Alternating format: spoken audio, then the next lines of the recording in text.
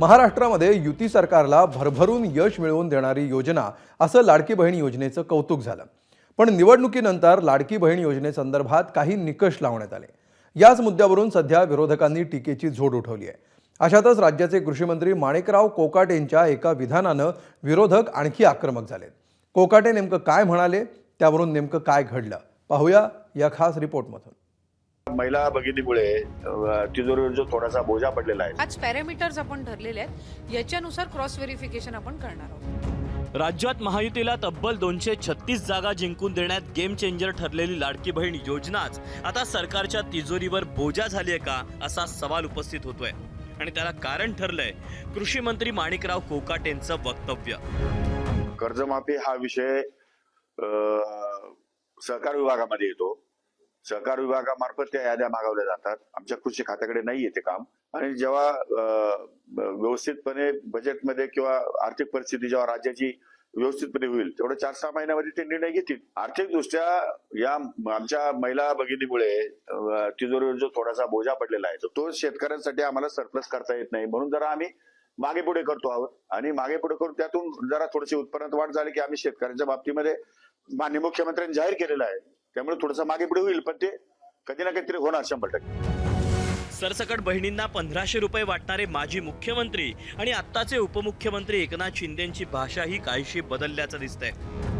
आता पात्र बहिणींना लाभ मिळेल असं एकनाथ शिंदे म्हणतायत।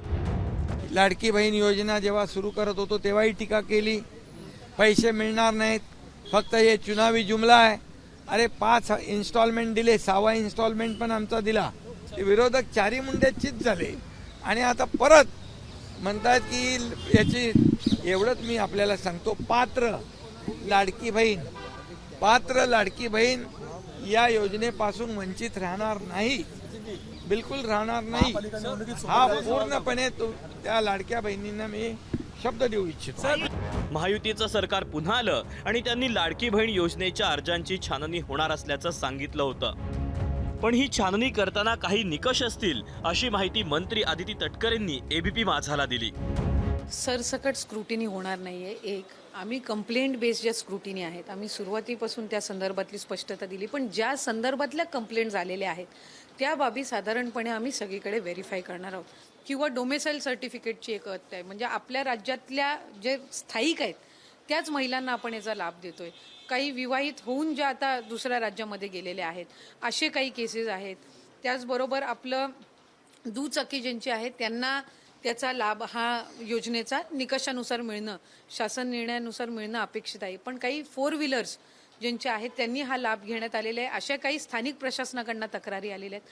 म्हणून या ज्या काही मुद्द्यांवर आहे इथे आपण पॅन जी त्याची व्हेरिफिकेशन क्रॉस व्हेरिफिकेशन आहोत ते आपण करणार आहोत। दरम्यान एकीकडे सरकारकडून स्पष्टीकरण सारवासारव सुरू असताना दुसरीकडे विरोधक देखील प्रचंड आक्रमक झालेत। ज्या लाडक्या बहिणींना पैसे दिलेले आहेत त्यांच्या खात्यातून ते पैसे परत घ्यायचा कार्यक्रम सुरू झाला। ही अत्यंत गंभीर बाब आहे। निवडणुकीच्या आधी तुम्ही पैसे दिलेत मतांसाठी, त्यांची मतं घेतलीत बहिणींची, आणि आता तुमचं काम झाल्यावर त्या बहिणींच्या खात्यातून पैसे परत काढतात काही कारणानं, तेव्हा तुम्हाला कळलं नाही का पैसे देताना?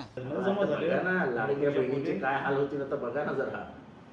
अरे थांबा, 26 जानेवारी जाऊ द्या आणि मग लाडक्या बहिणी बघा कशा रडायला लागतात। लाडक्या बहिणी फक्त निवडणुकीपुरत्या होत्या। अहो लाडकी बहीण ना, लाडक्या बहिणी या निवडणुकीपुरत्या होत्या लाईनीत उभ्या। तर योजना जैसे ते असून त्यावर केवळ निकष असणार अशी सारवासारव सत्ताधारी पक्ष करत असल्याचं दिसून आलं। नुसता संभ्रम तयार करतायत। जे लाडक्या बहिणीचे अधिकृत लाभार्थी आहे नियमाप्रमाणे, आणि जो शासन निर्णय झाला होता लाडक्या बहिणीबद्दलचा त्यामध्ये कुणी गैरफायदा घेतला असेल तेवढाच रिव्ह्यू होणार आहे। बाकी योजना जशी आहे तशीच आहे, तशीच चालणार आहे। आतापर्यंत लाडकी बहीण योजनेसाठी 2,63,00,000 अर्ज प्राप्त झालेत, ज्यापैकी 2,34,00,000 महिलांना लाभ मिळाला। पण त्यावेळी आधार सीडिंग नव्हतं, त्यामुळे अनेक महिला या लाभापासून वंचित राहिल्या। ज्यांचं आधार सीडिंग झालं अशा 12,67,000 जणांना पहिल्या महिन्यापासूनचे पैसे एकाच वेळी दिले गेले।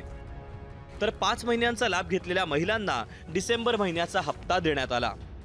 नवीन सरकार सत्तेत येताच पहिलं हिवाळी अधिवेशन घेण्यात आलं आणि याच अधिवेशनात फडणवीस सरकारनं 35,000 कोटींच्या पुरवणी मागण्या मान्य केल्या होत्या, ज्यामध्ये हिवाळी अधिवेशनात सरकारनं लाडकी बहीण योजनेसाठी 1400 कोटींची तरतूद केली। ही तरतूद प्रशासकीय पूर्ततेसाठी आहे। लाडकी बहीण योजनेसाठी सरकारचं महिन्याला 3,500 कोटी इतकं बजेट आहे। मार्चपर्यंतचे हप्ते देण्यासाठी 14,000 कोटींची आवश्यकता आहे। सध्याची आणि मागील शिल्लक रक्कम ही 20,000 कोटींच्या घरात असल्याची माहिती आहे। खरं तर महायुतीला सत्तेत येण्यामागे महिलांचं मतदान आणि ही योजना कारणीभूत ठरली। महायुतीनं आपल्याला निवडून आणलं तर या योजनेअंतर्गत मिळणारी रक्कम 2100 करणार असल्याचं वचन दिलं गेलंय। त्यामुळे आता ही योजना सुरू ठेवणं हे सरकारला बंधनकारक ठरणारच आहे। पण दुसरीकडे राज्याची आर्थिक घडी विस्कटू न देता लाडक्या बहिणींचा मान ठेवावा लागणार आहे आणि यात सरकारची खरी कसोटी लागणार आहे। दीपक पळसुलेसह ब्युरो रिपोर्ट, एबीपी माझा, मुंबई।